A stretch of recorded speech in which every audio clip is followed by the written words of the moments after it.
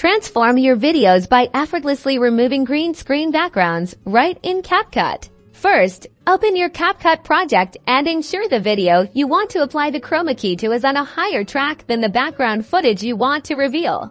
Now, select your green screen video clip on the timeline. Look for the Cutout option in the toolbar below your video preview and tap on it. Within the Cutout menu, you'll find the chroma key feature. Go ahead and tap on that to activate it. This is where the magic happens. CapCut will present you with a color picker. Simply tap and drag this eyedropper to the green section of your video that you want to remove.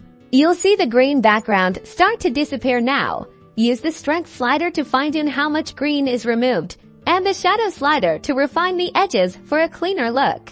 And just like that, your green screen footage is seamlessly integrated with your chosen background, giving your video a professional and polished feel.